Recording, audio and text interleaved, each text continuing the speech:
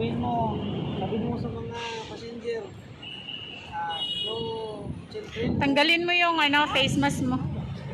Akin na yung face mask mo. Parang ano yan, dehydrated.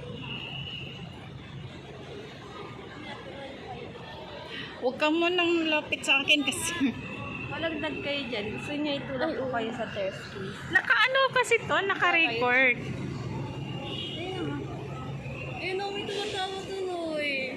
Inamberes niyo ko. Nakakaya rin kayo. Picturean ko kaya ang daddy mo. Ayun, no, dyan. Pwede ka dyan umupo. Yung picturean ko.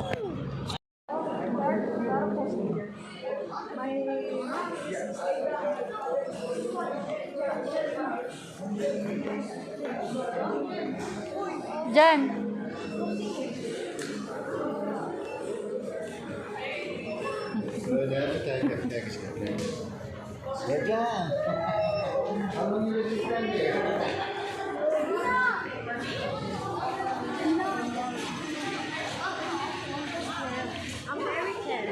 Americans. Can you do a perfect pronounce of American?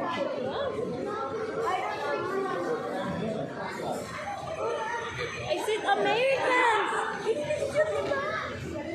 Ano na ako, nidijudge na ako. She is a basher. Nagagalit ako na kaya. Hindi ako mabilis mapikunin, guys. Mabait ako. Yes, tapos sinabihan ng asawa ni Tito Darren na ano mo ba? Ha? Yes, tapos sinabihan ng asawa ni Uy, huwag magsalita ng mga bad words ha. Kaya sa babang bibig words. Oo, wala pa laman ng ATM ni daddy mo. Tama siya. Diba ako nagsabi ng bad word? I said, nag-English na naman ko. Hindi ako nag-cuss. Hindi ako nag-cuss. Actually, in unpolite or, not, your, citizenship is not proper or hindi tama yung, actually, very disrespectful. O mag-ano ka, ganun, kailangan mo maging stoic.